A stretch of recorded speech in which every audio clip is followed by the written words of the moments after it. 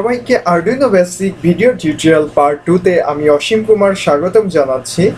আজকের পর্বে আমরা দেখব কিভাবে আমাদের কম্পিউটারে আরডুইনোর জন্য প্রয়োজনীয় ড্রাইভার সফটওয়্যার ইনস্টল করতে হয় এবং কিভাবে পোর্ট কনফিগার করতে হয়। এই কাজটি করার জন্য আমাদেরকে আরডুইনোর যে অফিসিয়াল ওয়েবসাইট রয়েছে অর্থাৎ arduino.cc যে ওয়েবসাইটটি রয়েছে সেখান থেকে একটি সফটওয়্যার প্যাকেজ ডাউনলোড করে নিতে হবে। তাহলে আসুন শুরু করা যাক। শুরুতেই আমরা ব্রাউজার ওপেন করে গুগলে গিয়ে আরডুইনো লিখে সার্চ করব। সার্চ করলে আরডুইনো সম্পর্কিত বেশ কিছু লিঙ্ক আমরা পাবো। এখানে প্রথম যে লিঙ্কটি রয়েছে এটি হচ্ছে আরডুইনোর অফিসিয়াল ওয়েবসাইট অর্থাৎ www.arduino.cc যে সাইটটি রয়েছে। এই সাইটে আমরা প্রবেশ করলে সেখান থেকে সফটওয়্যার প্যাকেজটি সংগ্রহ করতে পারবো। আমরা যদি এই প্রথম লিঙ্কটিতে ক্লিক করি তাহলে আরডুইনো যে অফিসিয়াল ওয়েবসাইট তার হোম পেজ আমরা দেখতে পাবো। সেখান থেকে আমরা দেখতে পাচ্ছি যে মেনু বারে একটি অপশন রয়েছে ডাউনলোড। আমরা যদি এই ডাউনলোড অপশনে ক্লিক করি তাহলে আরডুইনোর জন্য যে সফটওয়্যার প্যাকেজ রয়েছে সেই সফটওয়্যার প্যাকেজ ডাউনলোড করার জন্য নির্ধারিত যে পেজটি রয়েছে সেই পেজে আমরা পৌঁছে যাব। আর আরডুইনোর সর্বশেষ সফটওয়্যার প্যাকেজ ভার্সন হচ্ছে আরডুইনো 1.6.5। পাশে আমরা দেখতে পাচ্ছি উইন্ডোজ, ম্যাক, লিনাক্সের জন্য সফটওয়্যার প্যাকেজ ডাউনলোডের অপশন রয়েছে।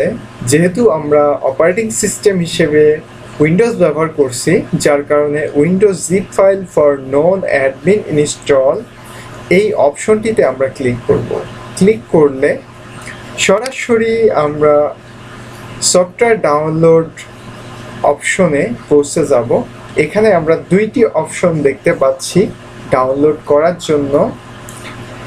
একটি হচ্ছে কন্ট্রিবিউট অ্যান্ড ডাউনলোড, অর্থাৎ আরডুইনো আমাদেরকে বিভিন্ন ধরনের সার্ভিস দিচ্ছে, যেমন আরডুইনোর বিভিন্ন মডেলের বোর্ড তৈরি করে বা বিভিন্ন ধরনের আরডুইনো শেল তৈরি করে এবং লার্নিং রিসোর্স তৈরি করে আমাদের কাজকে সহজ করে দিচ্ছে। তাদের এই সেবামূলক কাজে আমরা যদি কন্ট্রিবিউট করতে চাই অর্থাৎ কিছু আর্থিক সহযোগিতা করতে চাই সেক্ষেত্রে আমরা কন্ট্রিবিউট অ্যান্ড ডাউনলোড অপশনে ক্লিক করব। অথবা আমরা যদি সম্পূর্ণ ফ্রিতে সফটওয়্যার প্যাকেজটি ডাউনলোড করতে চাই সেক্ষেত্রে জাস্ট ডাউনলোড অপশনে আমরা ক্লিক করে সফটওয়্যার প্যাকেজটি সংগ্রহ করে নিতে পারবো। আমি জাস্ট ডাউনলোড অপশনে ক্লিক করলাম, সেক্ষেত্রে সফটওয়্যার প্যাকেজটি ডাউনলোড করার অপশন আসবে। এখানে আমরা সফটওয়্যার প্যাকেজটি ডাউনলোডের অপশন পেয়ে গেলাম। এখান থেকে সেভ ফাইলে ক্লিক করে আমরা যদি ওকে করি সেক্ষেত্রে আমার সফটওয়্যার প্যাকেজটি ডাউনলোড হয়ে যাবে।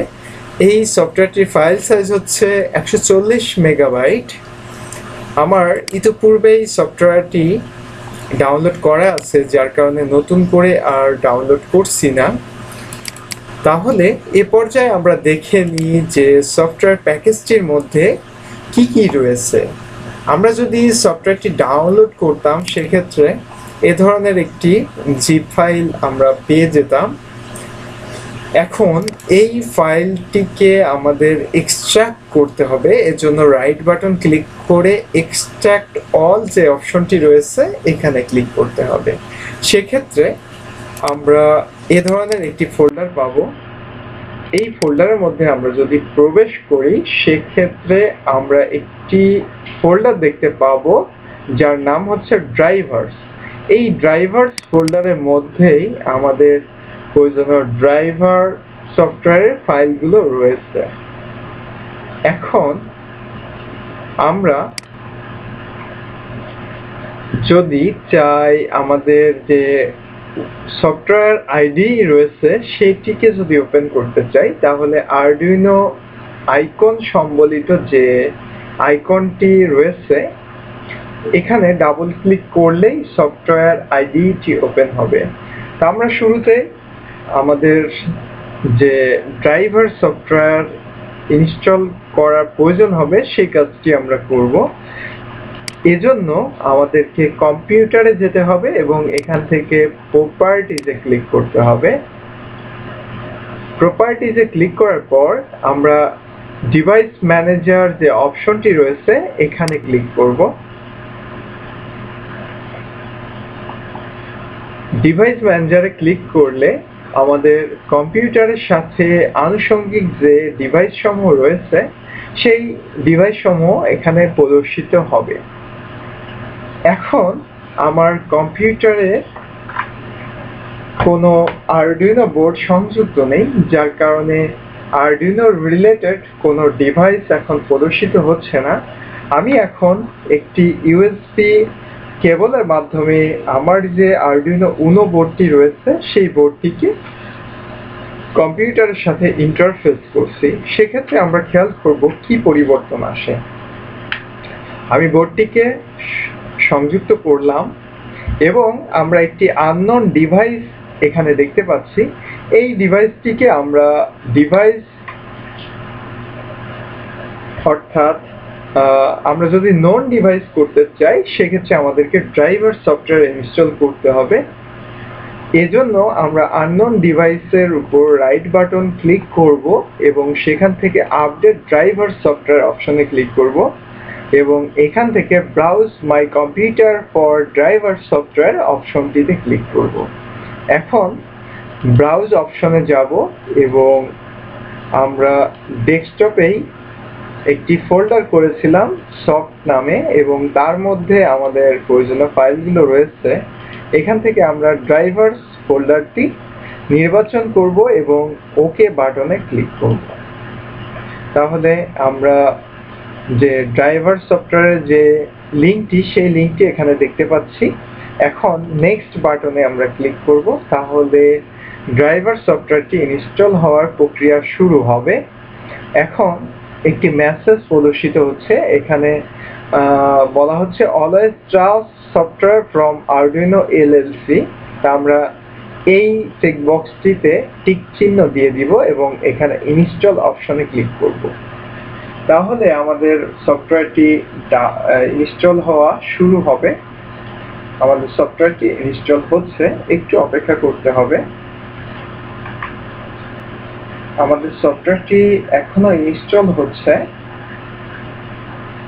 এবং সর্বশেষে আমরা দেখতে পাচ্ছি Windows has successfully updated your driver software লেখাটি প্রদর্শিত হচ্ছে, অর্থাৎ আমাদের আরডুইনো উনো বোর্ডটি আমাদের কম্পিউটারে সঠিকভাবে ইনস্টল হয়েছে এবং আমরা পোর্টস এর মধ্যে আরডুইনো উনো COM3 দেখতে পাচ্ছি।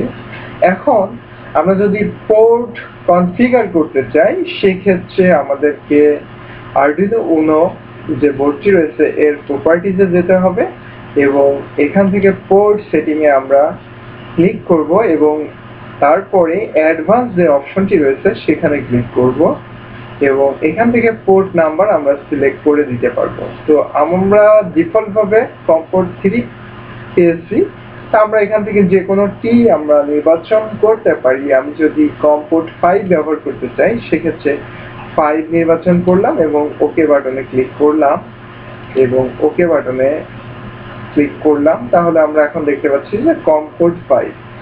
এখন এই পোর্ট কনফিগারেশনের ব্যাপারটি বেশ গুরুত্বপূর্ণ, কারণ আমরা যখন আইডিতে কাজ করব তখন আমাদের এই পোর্টটি নির্বাচন করে দিতে হবে।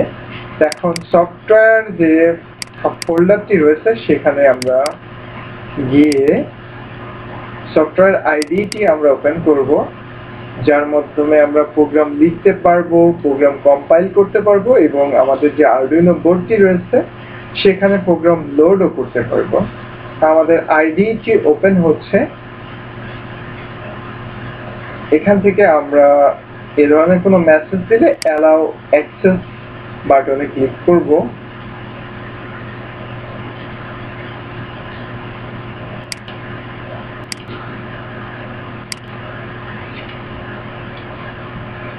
আমাদের আইডিই কি ওপেন হচ্ছে।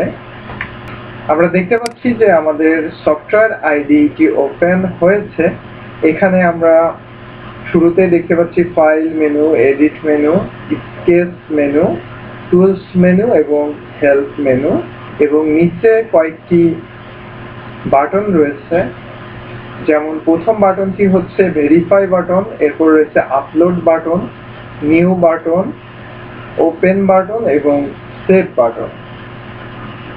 আমরা ভেরিফাই বাটনে ক্লিক করে কোনো একটি প্রোগ্রাম লেখার পরে সেই প্রোগ্রামটি কম্পাইল করতে পারবো বা ভেরিফাই করে নিতে পারবো।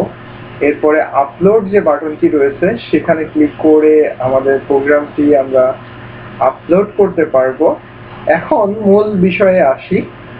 মূল বিষয়টি হচ্ছে টুলস মেনুতে যদি আমরা ক্লিক করি, এখানে পোর্টের একটি অপশন রয়েছে।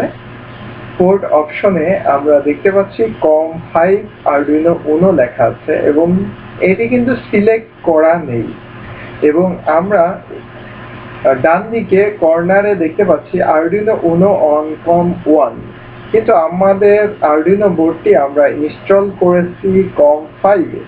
সেক্ষেত্রে আমাদের পোর্ট থেকে COM5 নির্বাচন করে দিতে হবে, এবং এখানে আমরা যদি ক্লিক করি সেক্ষেত্রে এখন COM5 সিলেক্টেড দেখাচ্ছে। তো এভাবে আমরা যখন প্রোগ্রাম লিখব তখন COM5 নির্বাচন করে দিতে পারি। আবার যদি আমরা নতুনভাবে কনফিগার করে আসি, যেমন কম্পিউটারে গিয়ে আমরা যদি ডিভাইস ম্যানেজারে যাই এবং এখান থেকে পোর্টসের মধ্যে থেকে আরডুইনো উনোর উপর রাইট ক্লিক করে প্রপার্টিজে গিয়ে পোর্ট সেটিং এ গিয়ে অ্যাডভান্স থেকে পুনরায় যদি আমরা কম্পোর্ট 3 নির্বাচন করে দিই এবং ওকে করি, এবং ওকে করে আমরা যদি বের হয়ে আসি, তাহলে পুনরায় আমরা আরডুইনো যে আইডিটি রয়েছে সেটি ওপেন করলে কম্পোর্ট 3 আমরা দেখতে পাবো।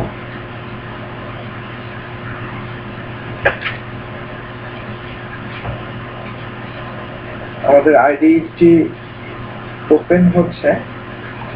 এখন যদি আমরা টুলস মেনুতে যাই, সেক্ষেত্রে পোর্টে আমরা কম্পোর্ট 3 দেখতে পাচ্ছি। তো আশা করছি সবাই এই কাজটুকু খুব সহজেই সুন্দরভাবে করতে পারবেন। আর আপনারা যদি আরডুইনো বোর্ড সহ অন্যান্য কম্পোনেন্ট সংযোগ করতে চান, সেক্ষেত্রে আমাদের যে ভেরিফাইড কম্পোনেন্ট পার্টনার projectshopbd.com রয়েছে, সেখানে অর্ডার করে আপনারা কম্পোনেন্টগুলো খুব সহজেই এবং খুব কম খরচে আপনারা সংযোগ করতে পারবেন। আজকে এখানেই শেষ করছি। সবাইকে ধন্যবাদ, সবার জন্য শুভকামনা রইল।